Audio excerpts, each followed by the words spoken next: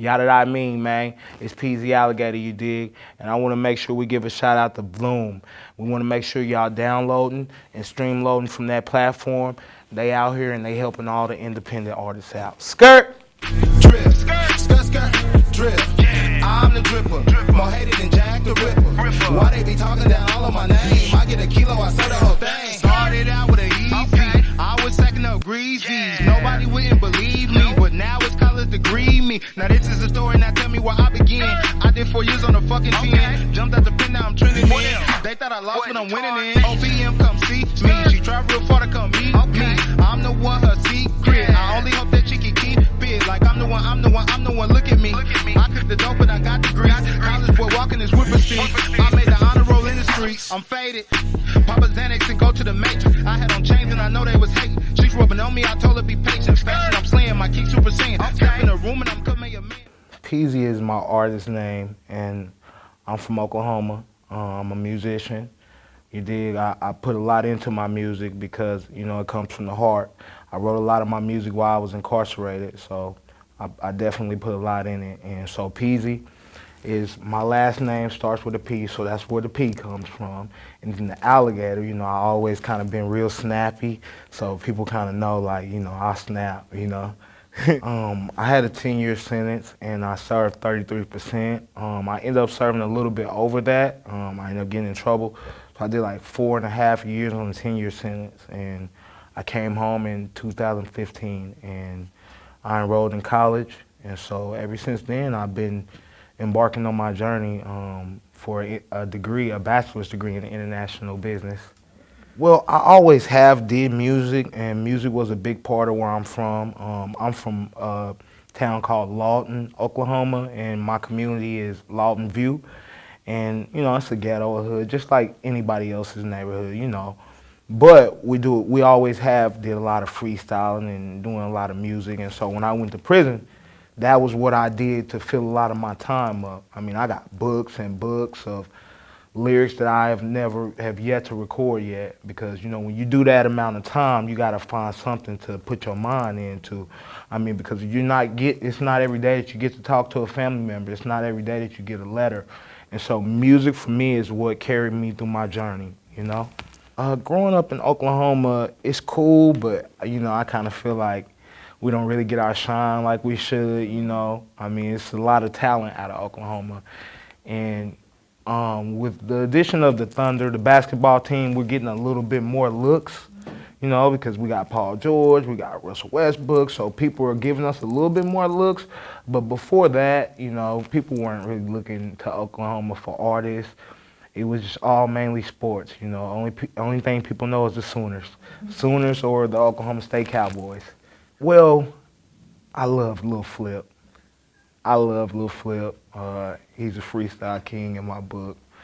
I grew up listening to Pimp C, Bun B, Fat Pat, you know, Mo. You know, I thought I was a bar baby, you know, and I still kind of embody a little bit of that era in a way, you know, with the way I do things and the way I shine, and some of the shows I do, you know, I do shows with Big Tuck and people like Lil Will and artists that, you know, they owned their own right in their time, and a lot of people kind of forget about those guys, but those guys are trendsetters in their own right. So when I got out of prison, my favorite artist is Gucci Mane. That's my favorite artist, you know. And my story and his story was kind of similar because, you know, we were incarcerated at the same time. He was incarcerated in the federal prison and I was incarcerated in the state prison in Oklahoma. But I had listened to his music. I loved his mixtapes, you know. When I was in the streets hustling, that's kind of my go-to music, you know, to give me that drive and determination to get out and get that money, you know. And so I'm just thrilled with his story. And so that was actually the first person I got to open up for when I got out. And it was amazing because it was like I came from a cell to opening up for my favorite artist, you know. And that was big for me. You know, after that, I went and opened up for 2 Chainz. Then I took Waka Flocka down to Stillwater. I don't know if I mentioned it. I go to Oklahoma State University, so I do a lot of shows on the campus, as far as for the college community. Like I say, we've brought Waka Flocka. We're in talks. We're trying to do some shows with Post Malone. So I've worked with a lot of. Well, I think just going through life and my trials and tribulations, and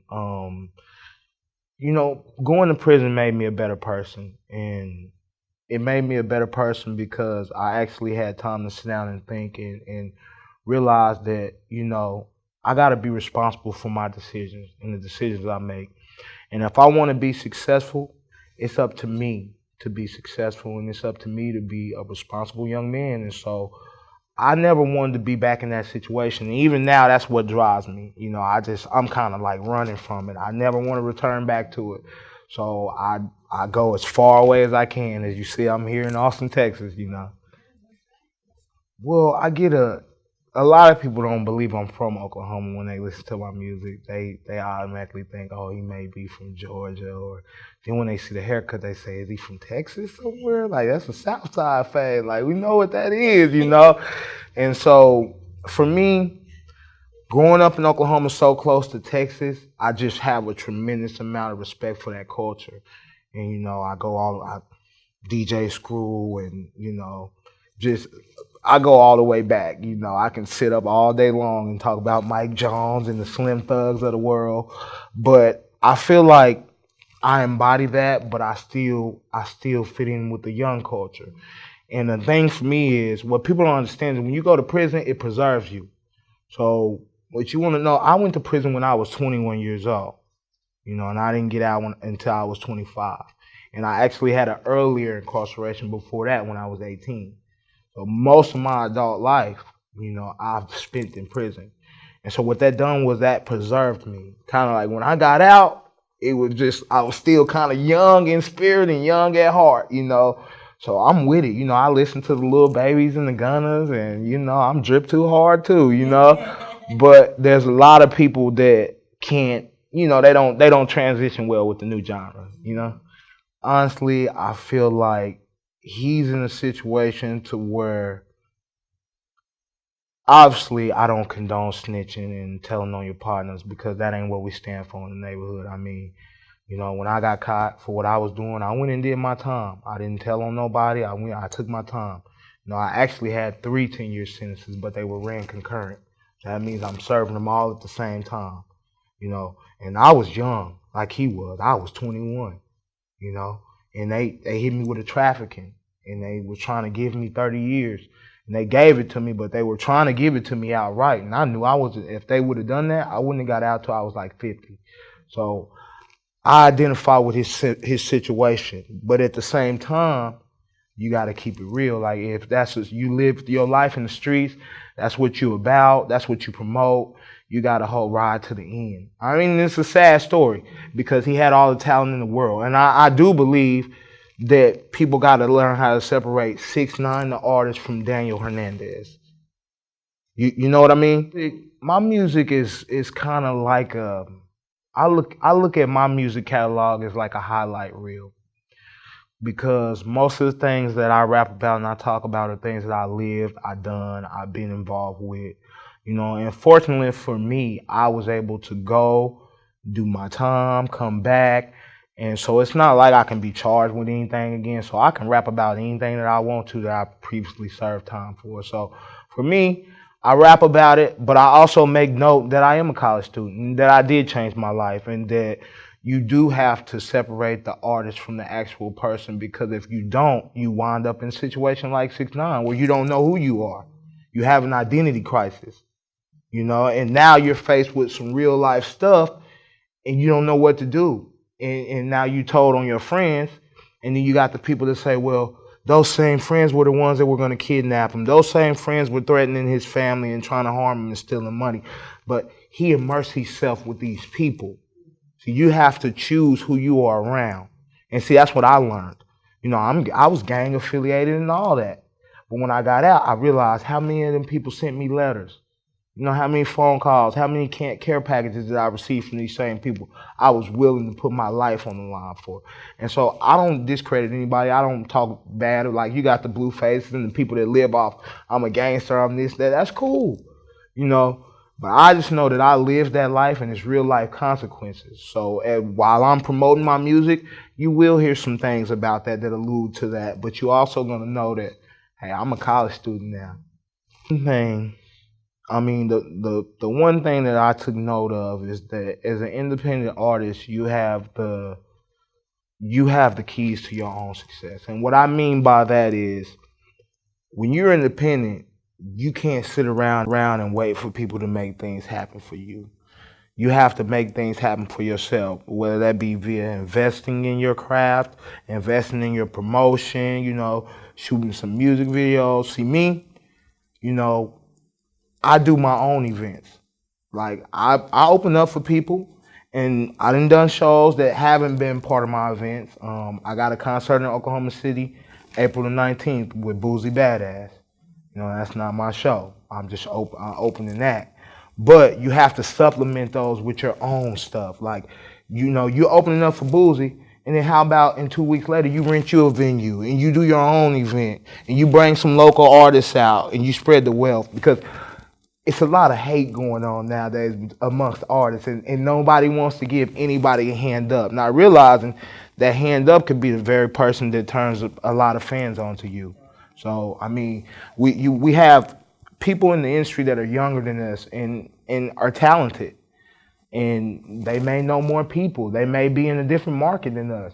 And it's up to us to be business savvy to reach out to those guys and say, hey, man, I like what you're doing out in North Carolina. Hey, I like what you're doing out in Idaho, man. Come out in Oklahoma. Let's bridge this gap. Let's try to take the Midwest back, you know, or I like what you're doing out in Houston, man.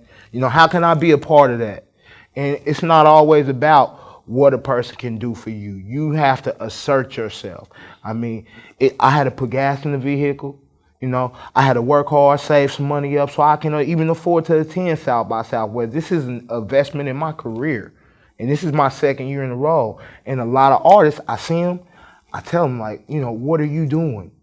You know, and then while you're doing that, you need to document it. When I open up for these artists, I get the press pass. You know why I get the press pass? I need the footage. You know why I need the footage? It'll never be a question of saying, oh, Peezy said he opened up for Gucci and we never seen nothing about it.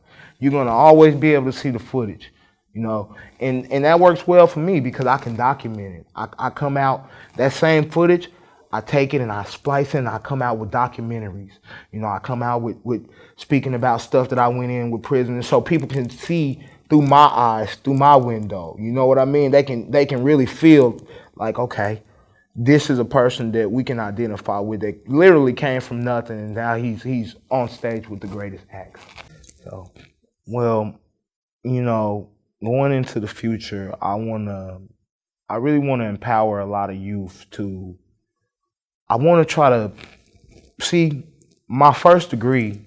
I have an associate's degree in enterprise development. And so what I want to do with that is I want to find somebody to help me write grants, which I pretty well know how to write grants because I studied that a little bit as my criteria. I want to write grants and develop grants, and I want to open up studios in the inner community. But I want to place these studios in strategic locations, you know. We got too many youth out here shooting and killing each other and dying, and you know, I want to empower these same youth. While you go out here and you'll shoot this guy up, how about you come and you rap about it? Nobody gets hurt. You come down here, you record, you get it off your chest. And I want to try to partner up with like the Boys and Girls Club and places like that where, you know, kids are already frequented, you know, and especially kids of minority. And I just want to extend that opportunity because every time I go places, like even I have classmates that come up to me and they're in awe of me because they're like, man, you're right here in class with us and then you're going to South by Southwest. And it's like, yeah, you know, I'm still a regular person, you know, and I hope to inspire you to do the same. So I get a lot of questions about, you know, wanting to get in the music business, and that would be something I would want to do. And I would want to not only help them record, but help them register, you know, whether it be with ASCAP, BMI. I would like to help them introduce them and their talent to different DJ coalitions. That way, it's not like you just recording music and it's not going nowhere. You know, I can't pay for it for you, but I can definitely give you the information and say, hey, man, the Nerve DJs got promo specials right now. You know, $200, they got 30-day promo. Hey, Nerve DJs got South by Southwest packages, you know. And that's all I can do is extend the olive branch. Hey, what it do, man? I'm Peezy Alligator. You know what I'm saying? Follow me at Peezy Alligator on all platforms. That's Twitter, that's Instagram, that's Facebook, that's YouTube. Any platform is at Peezy Alligator. You dig? Skirt!